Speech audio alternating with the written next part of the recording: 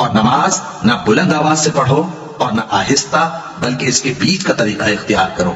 اور کہو کہ سب تعریف اللہ ہی کو ہے، جس نے نہ تو کسی کو بیٹا بنایا ہے اور نہ اس کی بادشاہی میں کوئی شریک ہے، اور نہ اس وجہ سے کہ وہ عاجز و ناتواں ہے کوئی اس کا مددگار ہے،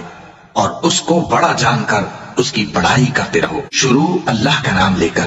جو بڑا مہربان نہایت رحم والا ہے۔ سب تعریف اللہ ہی کو ہے، جس نے اپنے محبوب بندے محمد صلی اللہ علیہ وآلہ وسلم پر یہ کتاب نازل کی اور اس میں کسی طرح کی کجی اور پیچیدگی نہ رکھی، بلکہ سیدھی اور سلیس اتاری، تاکہ لوگوں کو عذاب سخت سے جو اس کی طرف سے آنے والا ہے ڈرائے، اور مومنوں کو جو نیک عمل کرتے ہیں خوشخبری سنائے کہ ان کے لیے ان کے کاموں کا نیک بدلہ یعنی بہشت ہے، جس میں وہ ہمیشہ رہیں گے، اور ان لوگوں کو بھی ڈرائے جو کہتے ہیں کہ اللہ نے کسی کو بیٹا بنا لیا ہے۔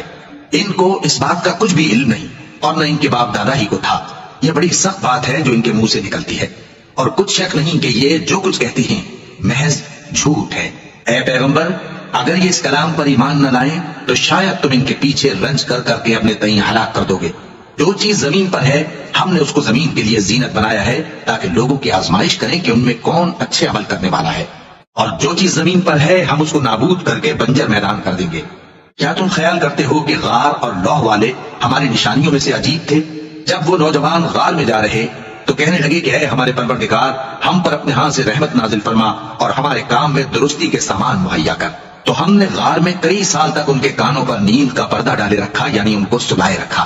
پھر ان کو جگہ اٹھایا تاکہ معلوم کریں کہ جتنی مدت وہ غار میں رہے دونوں جماعتوں میں سے اس کی مقدار کس کو خوب یاد ہے۔ ہم ان کے حالات تم سے صحیح صحیح بیان کرتے ہیں۔ وہ کئی نوجوان تھے جو اپنے پروردگار پر ایمان لائے تھے، اور ہم نے ان کو اور زیادہ ہدایت دی تھی، اور ان کے دلوں کو مربوط یعنی مضبوط کر دیا۔ جب وہ اٹھ کھڑے ہوئے تو کہنے لگے کہ ہمارا پروردگار آسمانوں اور زمین کا مالک ہے، ہم اس کے سوا کسی کو معبود سمجھ کر نہ پکاریں گے۔ اگر ایسا کیا تو اس وقت ہم نے بے عقلی کی بات کی۔ ان ہماری قوم کے لوگوں نے اس کے سوا اور معبود بنا رکھے ہیں، بھلا یہ ان کے معبود ہونے پر کوئی کھلی دلیل کیوں نہیں لاتے؟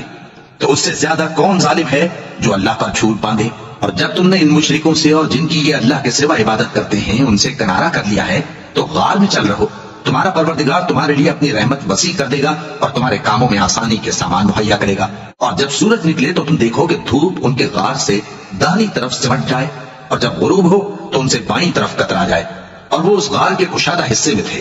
یہ اللہ کی نشانیوں میں سے ہیں، جس کو اللہ ہدایت دے وہ ہدایت یاب ہے، اور جس کو گمراہ رہنے دے تو تم اس کے لیے کوئی دوست راہ بتانے والا نہ پاؤ گے۔ اور تم ان کے متعلق خیال کرو کہ وہ جاگ رہے ہیں حالانکہ وہ سوتے ہیں، اور ہم ان کو دائیں اور بائیں کروٹ بدلاتے تھے، اور ان کا کتا چوکھٹ پر دونوں ہاتھ پھیلائے ہوئے تھا۔